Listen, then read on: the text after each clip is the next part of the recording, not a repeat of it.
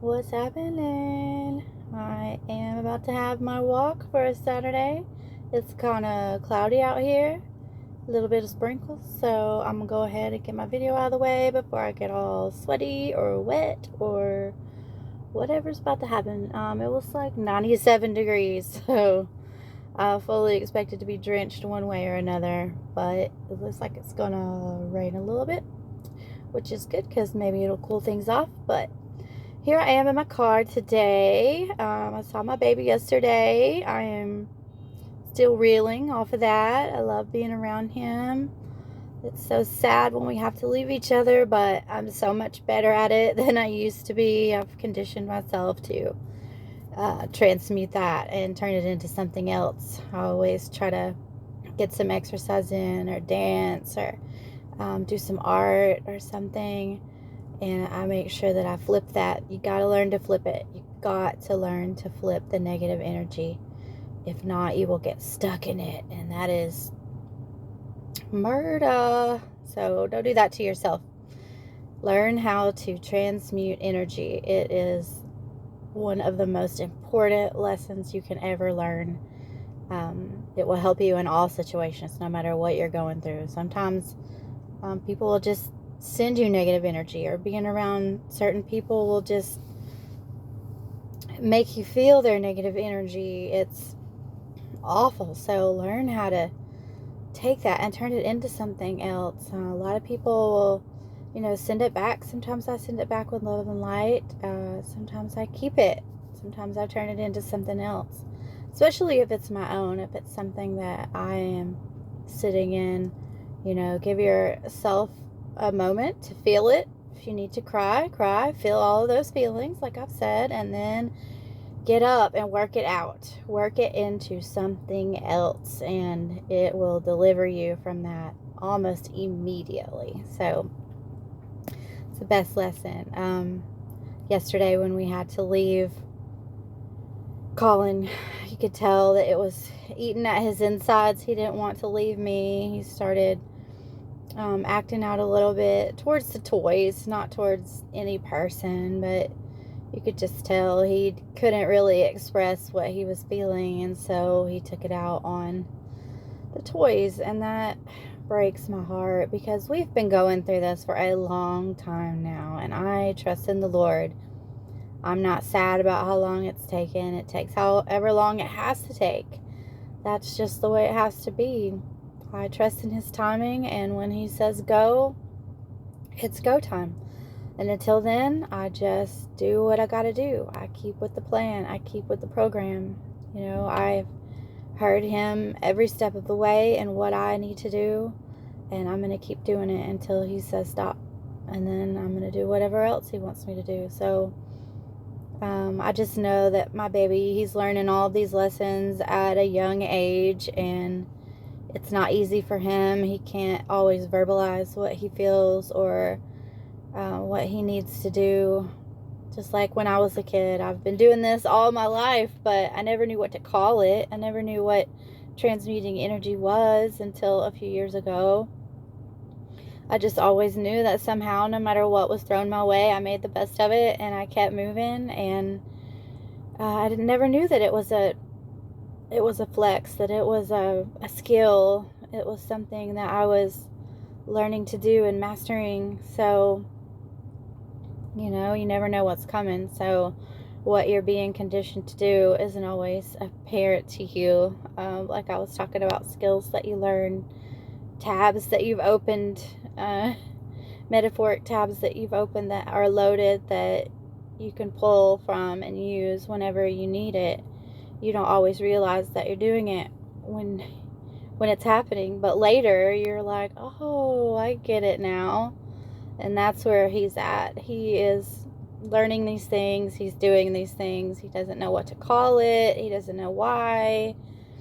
He doesn't know that he's being taught at a young age, because I've told him, you're going to be a very rich man. He's having to go through a lot at a young age, and he's going to have to discern when he gets older to learn to recognize the fakes, who to help and who to let sit in their own mess and learn their lessons. can't save people from their karma, and don't let them use your pure positive energy to boost them, make them work for it. You have to do the work. If it were easy, everybody would be doing it, but that's why you've got some 50, 60, 70-year-olds out here still wallowing in their negative energy because they do not want to put the work in. It is very hard, but let me tell you, it is worth it. So what they might be learning now, they should have learned a long time ago, and it would be so valuable to them. They wouldn't be worried about me or a fast come up or being thieves or liars if they learned these lessons a long time ago. They would be elevated themselves. They would be getting all of this stuff the right way. They would be rich in their own ways for their own hard work. So they wouldn't even, nobody would be a blip on their radar as far as someone that they needed to attack or bring down with lies and slander. They would just be focused on themselves and their life and helping others, and in turn ascending more and more and more. But that hasn't been the case. So it's their own misery. They have to learn, and maybe they never will, but it is what it is. They'll see when they have to sit and watch the people that they attacked come up and thrive and be blessed more and more, that again, what they tried didn't work. Again, I put all of my energy into something for nothing.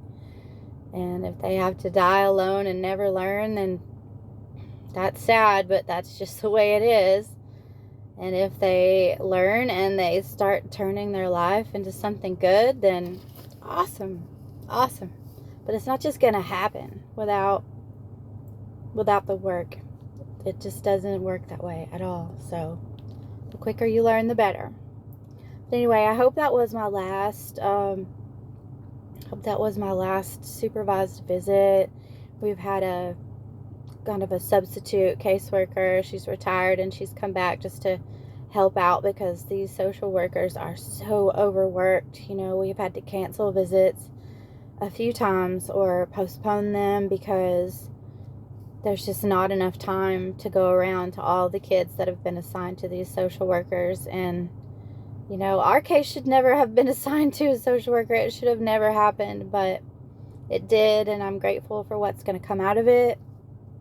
Even though we had to suffer and even though we had to sacrifice, it's going to be for the greater good. None of it has been in vain, but I feel for them because the social workers, I believe, they get into this line of work because their heart's in it and they want to help people, but sometimes they're unnecessarily overworked because people abuse this system.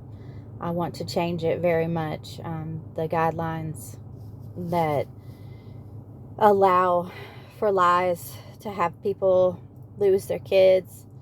You know, there was a lady yesterday before we had our meeting that was showing her butt, and she was freaking out on the caseworkers. They were asking her to leave and she wouldn't, and then her kid she was visiting with started crying and no mama no, and oh, it was breaking my heart so bad. And they got the police there and they were about to arrest her, and in turn we had to have her visit in another office because it wasn't safe where we usually visit. You know, so I'm not saying that the kids, all of them, get taken away for no reason. That's absolutely not true. But sometimes people abuse that system and it's not necessary. Which brings me to our visit, which I had to see the caseworker yesterday that is responsible for the lies that was put in the petition that was signed by a judge in order to remove my baby from me. And I treated her with the utmost kindness, and I absolutely mean it. I gave her a compliment. I told her she looked good, which she did.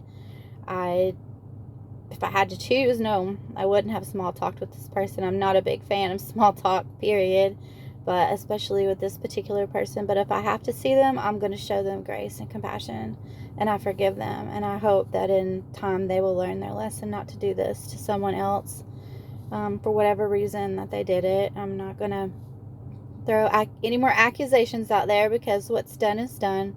But I do hope that they see the kindness that I've shown them despite what they did to me, and that they really take that in, and that they will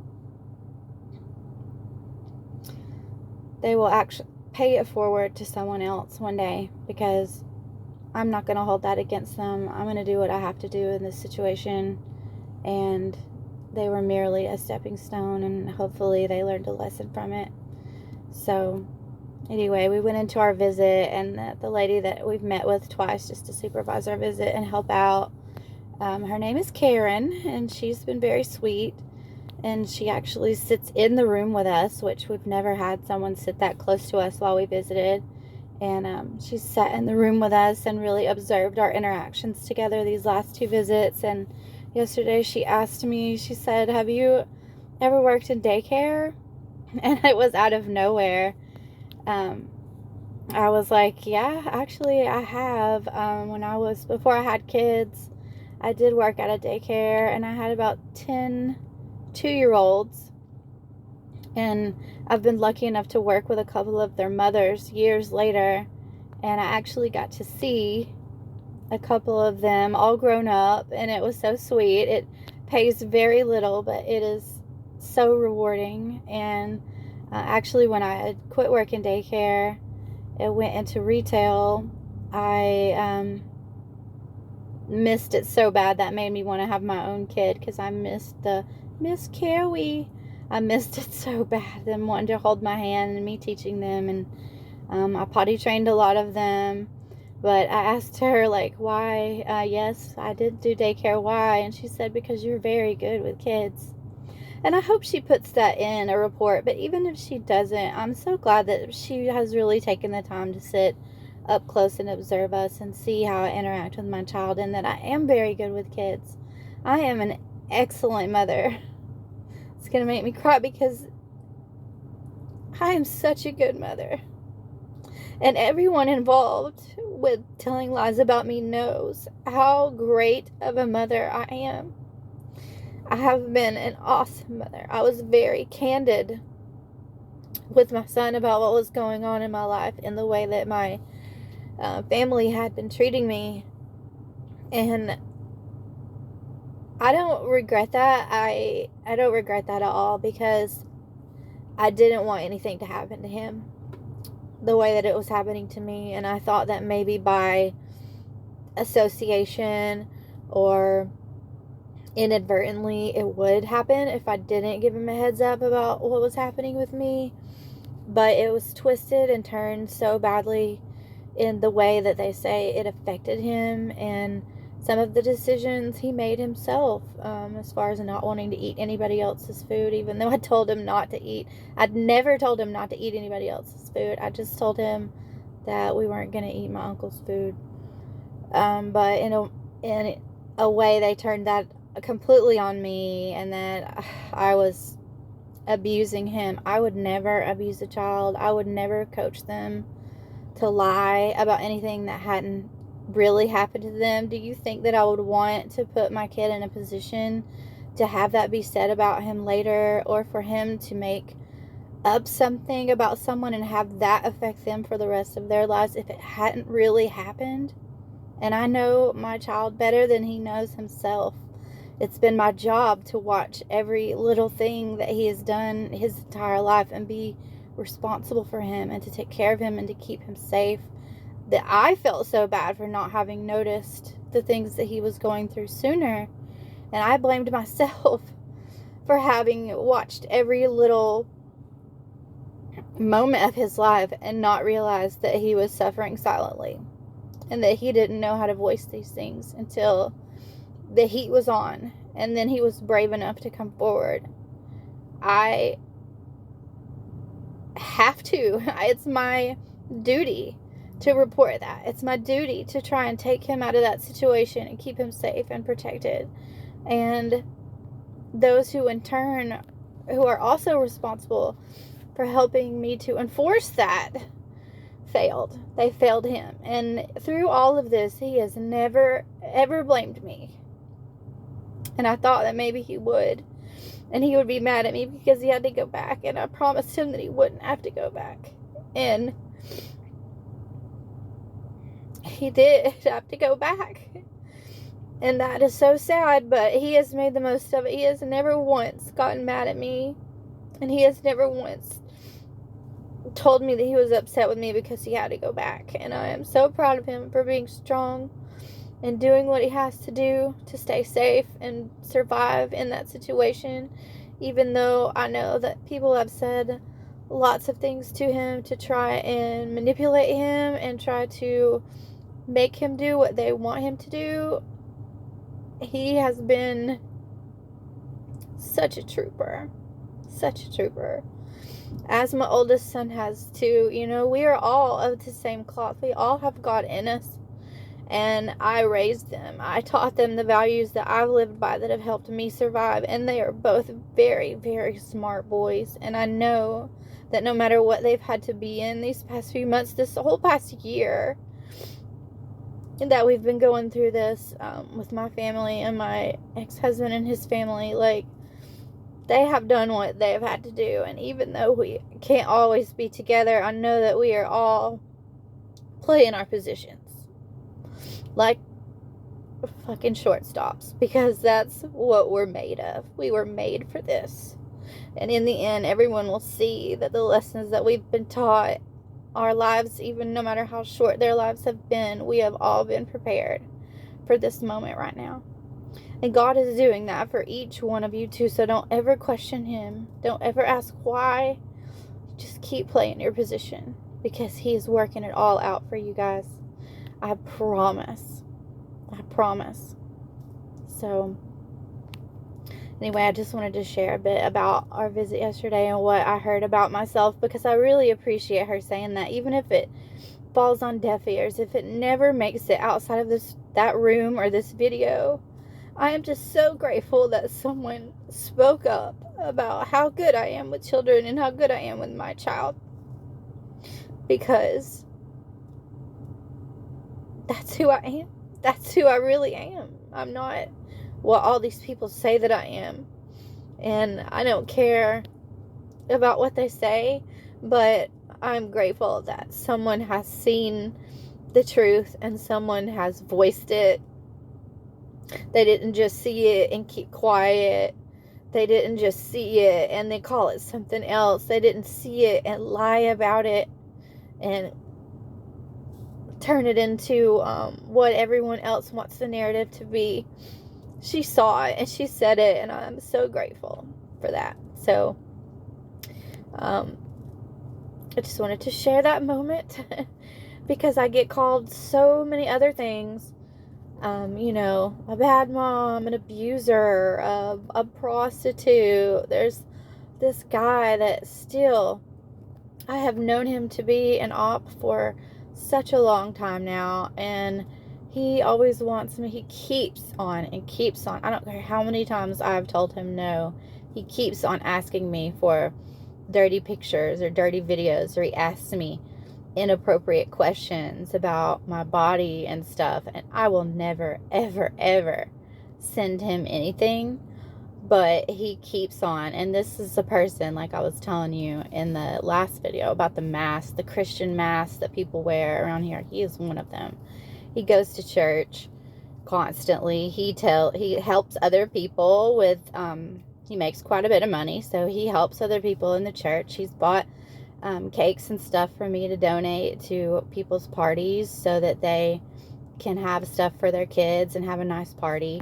He does lots of good deeds in the church, but then outside of church, this is the kind of man that he is. He's married, and he does nothing but try to pretend like he cares about my situation, what's going on with me, but all roads with him lead to pornography and wanting to do that behind his wife's back. And I know that he's been associated with some of these people that have tried to bring me down, and the minute I would send him something like that, if I was that kind of person, the minute I would send that, they'd be like, see, she's a sex worker. So you just got to watch out. Please use your discernment, guys. I'm not saying any of you would ever do that, but just watch out for these so-called Christians that say they're of God and then turn around and do stuff like this outside of church. Just know everyone is not who they say they are, and you stand on your standards. You don't bend for anything. I don't care how bad you need help. Don't do it. If they want to throw money at you, fine. But don't stoop to their low vibing behaviors and sync up with that. You cut them off. Tell them no. That's not who you are. You keep shining. Shine bright for everyone. Be a positive, beautiful, positive example for others. And that's what I wanted to say today. I'm going to go outside and get my walk on. I don't think it's going to rain after all, but this place is busy today. I love you all. God loves you, and you're never alone. Bye.